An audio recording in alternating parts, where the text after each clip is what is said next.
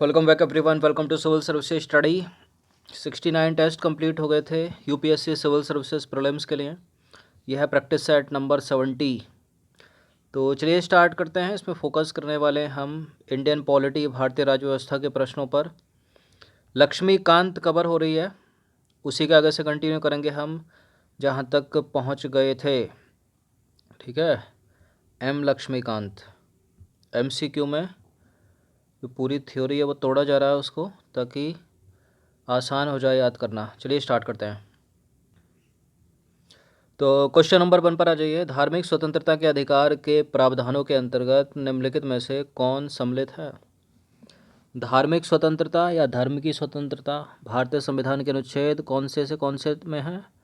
25 से 28 में। तो क्या क्या शामिल है इसमें? धर्म प्रचार करने का अधिकार, सिखों को कृपाण धारण करने और रखने का अधिकार, राज्यों को समाज सुधारक कानून बनाने का अधिकार, धार्मिक निकायों को लोगों का धर्म परिवर्तित करने का अधिकार। क्या क्या शामिल है धर्म की स्वतंत्रता में, यानी धार्मिक स्वतंत्रता में, यानी अनुच्छेद 25 से 28 में क्या क्या है? देखिए, धर्म प्रचार कर सकते हो आप, करेक्ट है। सिखों को कृपाण धारण करने और रखने का अधिकार है, ये भी सही है। राज्यों को समाज सुधारक विधि बनाने का अधिकार है, राज्यों को, ये भी सही है। धार्मिक निकायों का आप धर्म परिवर्तित नहीं करवा सकते। ठीक है, मतलब धार्मिक निकाय जो हैं वो लोगों का धर्म परिवर्तित नहीं करवा सकती।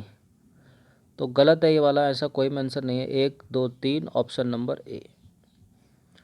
वैसे 4 से सारे एलिमिनेट हो जाते हैं यहाँ पर, अगर चौथा पता होता तो आपको, या आइडिया लगा के भी करते तो इसको।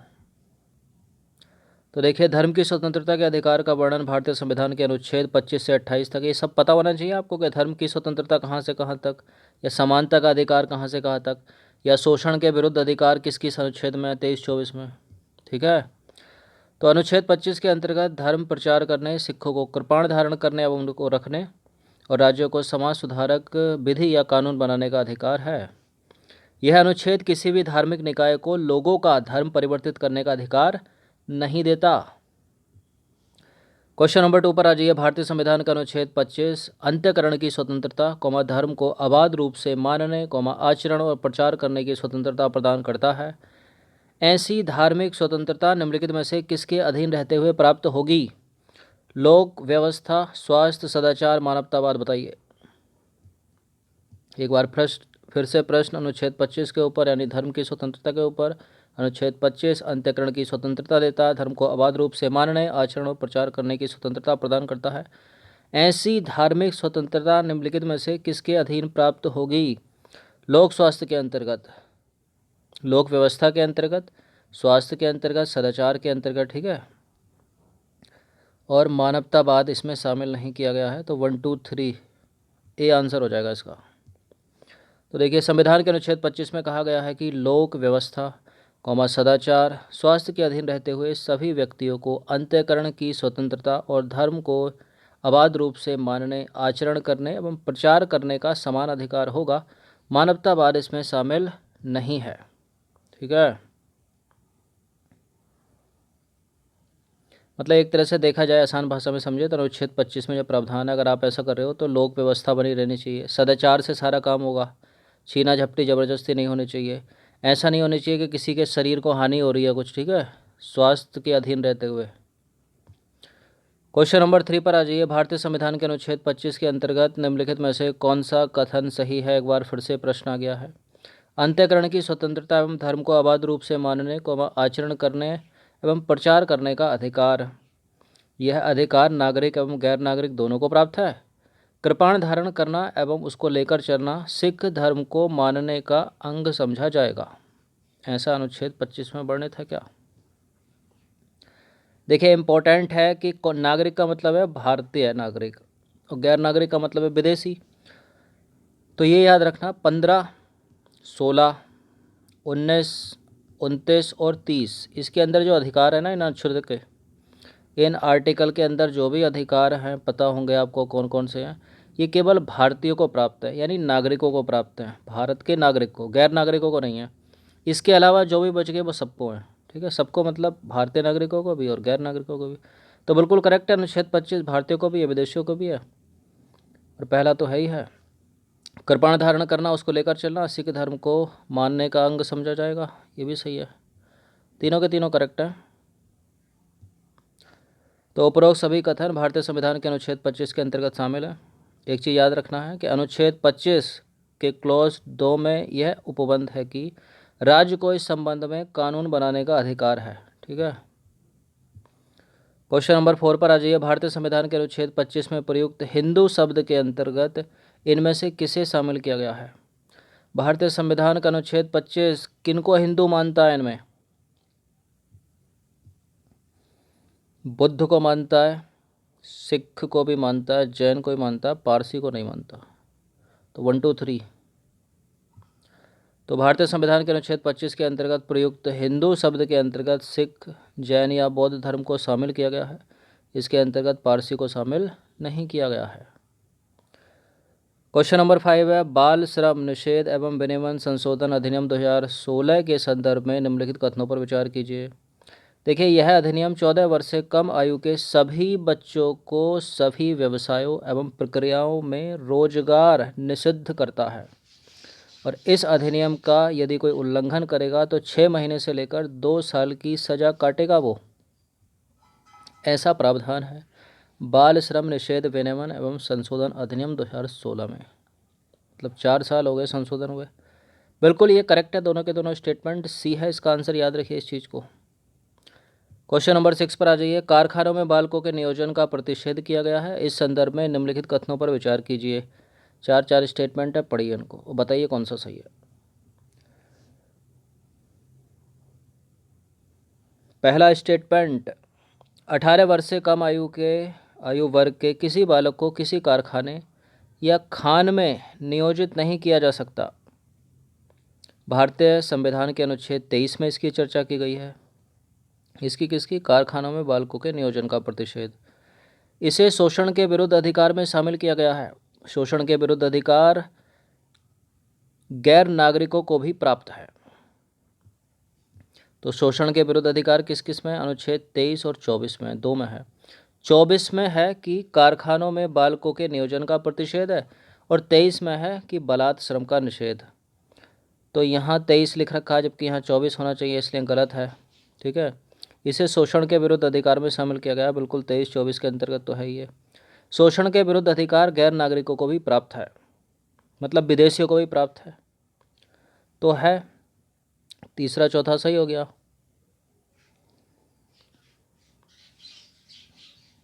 अच्छा, गैर नागरिकों को प्राप्त नहीं है लिखा है तो गलत हो गया ये, क्योंकि गैर नागरिकों को प्राप्त है। 15, 16, 19, 29, 30 ही तो केवल भारतीयों को है। शोषण के विरुद्ध 23-24 तो होगा गैर नागरिकों को, मतलब विदेशियों को। तो गलत हो गया क्योंकि वहाँ नहीं लिखा है। 18 वर्ष से कम नहीं, यहाँ 14 वर्ष से कम है, इतनी बार बता दिया। तो गलत है। 1 से कितना कटा? 2 कटा। और 3 सही है यहाँ पर केवल। सी इसका आंसर हो जाएगा। चौथा भी कट गया क्योंकि यहाँ नहीं दे रखा है। ठीक है। तो केवल तीसरा सही है क्योंकि शोषण के विरुद्ध अधिकार की चर्चा भारतीय संविधान के अनुच्छेद 23-24 में की गई है और अनुच्छेद 24 में कारखानों आदि में बालकों के नियोजन का प्रतिषेध किया गया है, न कि 23 में। अनुच्छेद 23 में क्या है? मानव दुर्व्यवहार एवं बलात् श्रम का निषेध है। ठीक है, अंतर है मानव दुर्व्यवहार एवं बलात् श्रम और कारखानों में काम नहीं करेंगे 14 वर्ष से कम आयु के बच्चे। कथन 1 भी गलत है क्योंकि 18 वर्ष से कम आयु नहीं बल्कि 14 वर्ष से कम आयु होगा वहाँ पर। चौथा भी गलत है क्योंकि शोषण के विरुद्ध अधिकार नागरिक एवं गैर नागरिक दोनों को प्राप्त है। यहाँ लिखा है कि विदेशियों को नहीं है, जबकि है। क्वेश्चन नंबर 7 पर आ जाइए। अस्पृश्यता के संदर्भ में निम्नलिखित कथनों पर विचार करना है। भारतीय संविधान का अनुच्छेद 17 कहता है कि अस्पृश्यता मतलब छुआछूत का अंत किया जाता है। तो भारत के संविधान में अस्पृश्यता शब्द को परिभाषित नहीं किया गया है। ये किया गया है। अस्पृश्यता अपराध अधिनियम 1955 या सिविल अधिकार संरक्षण अधिनियम 1955 में अस्पृश्यता शब्द को परिभाषित किया गया है। संविधान का अनुच्छेद 34 संसद को यह शक्ति देता है कि वह इस अपराध के लिए कानून बना सकता है। किस अपराध के लिए? अगर कोई छुआछूत जैसी चीज़ों को समाज में जो है फैलाएगा, पढ़ाएगा, लाएगा। बताइए कौन सा सही है? देखिए, सही है पहला वाला। भारत के संविधान में अस्पृश्यता शब्द को परिभाषित तो नहीं किया गया है। मतलब क्या होती है अस्पृश्यता? हाँ, ये साफ साफ लिख दिया गया अनुच्छेद 17 में कि अस्पृश्यता का अंत किया जाता है, मतलब छुआछूत का अंत किया जाता है। डेफिनेशन नहीं दी गई है, और ना डेफिनेशन इसमें दी गई है 1955 के अधिनियम में, तो गलत है दूसरा वाला स्टेटमेंट। और ये तीसरा वाला भी गलत है। संसद को शक्ति तो है इस अपराध के लिए कानून बनाने की, लेकिन अनुच्छेद 34 नहीं बल्कि अनुच्छेद 35 के तहत है वो। तो 3 गया, 1 गया, 2 भी गया, मतलब 3 गया, 2 गया, 1 तो सही है क्योंकि परिभाषित नहीं किया गया है वो, ठीक है। तो यहाँ 1 है लेकिन 3 है, इसलिए ये गया, ये भी गया, ये भी गया, केवल 1 सही है यहाँ पर। तो कथन 2 और 3 सही नहीं है, क्योंकि ना तो भारत के संविधान में और ना ही अस्पृश्यता के संबंध में बनाए गए किसी कानून में इसे परिभाषित किया गया है। भारतीय संविधान का अनुच्छेद 35 संसद को यह शक्ति देता है कि वह अस्पृश्यता के संबंध में कानून बना सकती है। क्वेश्चन नंबर 8 है, संविधान में दिए गए निम्नलिखित राज्य के निदेशक तत्वों पर विचार कीजिए। मतलब डीपीएसपी इनको बोलते हैं शॉर्ट में, DPSP, directive principle of the state policy, मतलब राज्य के नीति निर्देशक तत्व, ये इनको बोलते हैं राज्य के नीति निर्देशक सिद्धांत। भाग 4 में है, ये मूल संविधान में ही थे, और अनुच्छेद 36 से लेकर अनुच्छेद 51 में वर्णित है। तो पहला क्या है, भारतीय नागरिकों के लिए समान सिविल संहिता सुरक्षित करना, ग्राम पंचायतों को संगठित करना, ग्रामीण क्षेत्रों में कुटीर उद्योगों को प्रोत्साहित करना, सभी कर्मकारों के लिए अवकाश तथा सांस्कृतिक अवसर सुरक्षित करना। अब 36 से 51 तक है, इनको पता होना चाहिए आपको 36 में क्या, 37 में क्या, ठीक है, ये पूछे जाते हैं। अब बताना क्या है इनमें, ये किसी न किसी अनुच्छेद में दिए होंगे, जैसे ग्राम पंचायतों को संगठित करना, या अनुच्छेद 40 में है, ठीक है। कुटीर उद्योगों को प्रोत्साहन, ये भी किसी न किसी अनुच्छेद में पूछा क्या, लेकिन उपरोक्त में से कौन से गांधीवादी सिद्धांत है जो राज्य के नीति निर्देशक तत्वों में प्रतिबिंबित हैं। तो एक चीज़ याद रखना, जो 36 से 51 तक ये जो निदेशक तत्व दिए हैं, इनको 3 भागों में बांट दिया गया है। एक है गांधीवादी सिद्धांत, दूसरा है सामाजिक सिद्धांत, और तीसरा है बौद्धिक सिद्धांत, ठीक है। अब इनमें गांधीवादी सिद्धांत जो है वो आपको बताना कौन कौन से हैं। तो गांधी जी ग्राम पंचायत ये सब चीज़ों में विश्वास करते थे, कुटीर उद्योगों को प्रोत्साहन देते थे, ये भी सही है। सभी कर्मकारों के लिए अवकाश तथा सांस्कृतिक अवसर सुरक्षित करना, सभी नागरिकों के लिए समान सिविल संहिता, ये सामाजिक सिद्धांत हैं। यहाँ केवल 2 ही गांधीवादी सिद्धांत हैं, अनुच्छेद मतलब दूसरा और तीसरा, ये 40वां अनुच्छेद है। तो 2 और 3 हो गए फिलहाल यहाँ पर, ऑप्शन नंबर बी इसका आंसर हो जाएगा। चलिए देखते हैं इसकी इम्पोर्टेंट एक्सप्लेनेशन। तो राज्य के नीति निर्देशक सिद्धांतों या तत्वों को मुख्यतः 3 भागों में बांटा जा सकता है, सामाजिक सिद्धांत, गांधीवादी सिद्धांत और बौद्धिक सिद्धांत। देखिए गांधीवादी सिद्धांत ये हैं, देखिए अनुच्छेद 40 में गांधीवादी सिद्धांत है, 43 में गांधीवादी सिद्धांत है, फिर 46 में गांधीवादी सिद्धांत है, 47 में गांधीवादी सिद्धांत है, 48 में गांधीवादी सिद्धांत है। एक चीज़ और याद रखिए कि 43 का एक क्लॉज भी है, 43 भी, उसमें भी गांधीवादी सिद्धांत है, शायद बाद में जोड़ा गया होगा संशोधन के द्वारा, शायद क्या, यकीनन, तभी तो अमेंड हुआ है। तो ग्राम पंचायतों को संगठित करना ये अनुच्छेद 40 में था, इसलिए वहाँ पर सही है दूसरा। और ग्रामीण क्षेत्रों में कुटीर उद्योगों को प्रोत्साहन करना ये 43 में, इसलिए सही था तीसरा भी। अब 43 का बी क्या है, सहकारी समितियों के स्वैच्छिक गठन, स्वायत्त संचालन, लोकतांत्रिक नियंत्रण आदि।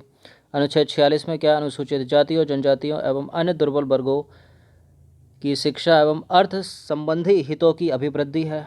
47 में है स्वास्थ्य के लिए नुकसानदायक नशीली दवाओं, मदिरा एवं उद्देश्य से भिन्न औषधियों पर प्रतिबंध। और 48 में है गाय, बछड़ा तथा अन्य दुधारू पशुओं की बलि पर रोक और उसकी नस्लों में सुधार को प्रोत्साहन। इनको पढ़ लीजिएगा कम से कम 2-3 बार, और पढ़ पढ़ के ही आपको याद हो जाएंगे।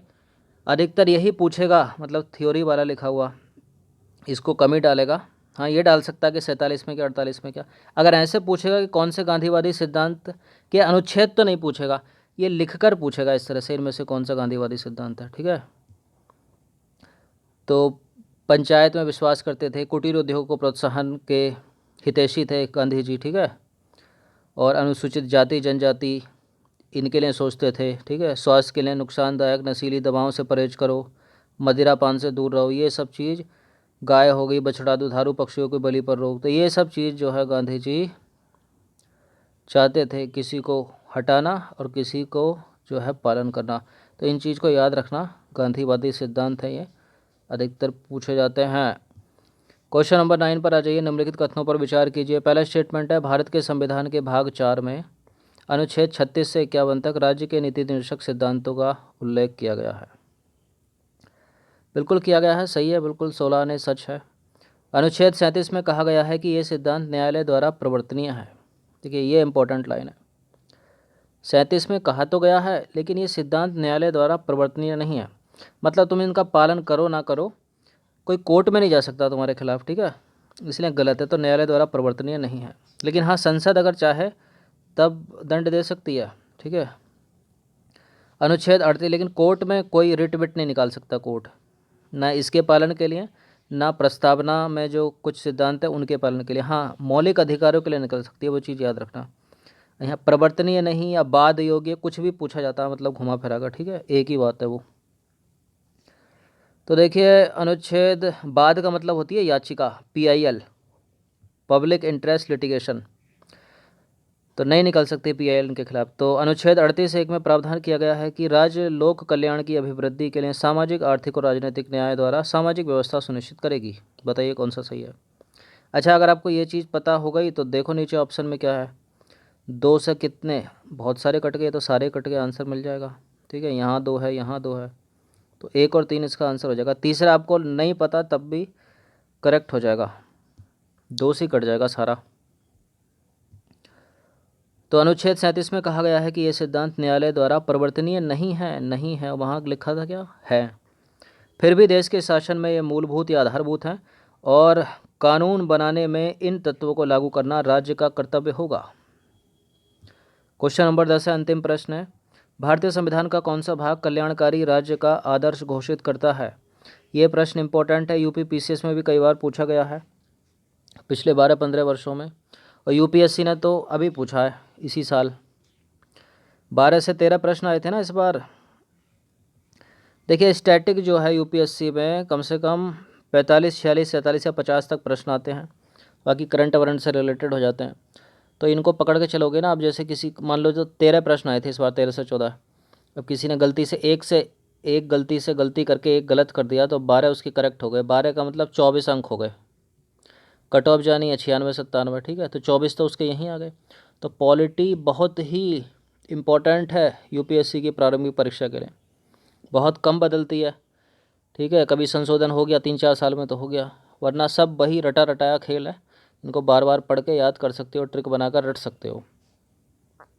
तो कल्याणकारी राज्य के बारे में तो वैसे विचार प्रस्तावना में भी वर्णित है, लेकिन यहाँ जो है उत्तर कुछ 4 उसमें देना है, तो सही उत्तर यहाँ राज्य का नीति निर्देशक सिद्धांत होगा, ठीक है, ऑप्शन नंबर C, और यही उत्तर है इसका। अगर 1 2 1 2 3 इस तरह से आए तो ये और ये दोनों करेक्ट हो जाएंगे, इस चीज़ को याद रखना। तो भारत के संविधान के भाग 4 में जो है राज्य को लोक कल्याण राज्य की स्थापना के लिए निर्देश दिए गए हैं, याद रखना। देखिए प्रस्तावना में भी लोक कल्याणकारी राज्य की स्थापना संबंधी विचार पाया जाता है, किंतु प्रस्तावना या राज्य के नीति निर्देशक सिद्धांतों में से कोई एक विकल्प चुनना है तो सही उत्तर होगा राज्य के नीति निर्देशक तत्व। किंतु विकल्प में दोनों साथ हों तो आप जो है दोनों वाला विकल्प लगाना, वही सही होगा, ठीक है। तो कल्याणकारी राज्य की बात राज्य के नीति निर्देशक सिद्धांतों में। तो 10 प्रश्न थे इंपॉर्टेंट, अच्छे से इनकी प्रैक्टिस एक बार तो कर ही लीजिएगा। अगला जो टेस्ट आएगा कंटिन्यू करेंगे इसी के आगे से, ठीक है। तो अनुच्छेद 1 से हम कवर करते हुए ला रहे हैं। अब मौलिक अधिकारों के बाद हम आ गए किस पे, राज्य के नीति निर्देशक तत्व पे, ऐसे आगे ही चलेंगे, ठीक है। धन्यवाद।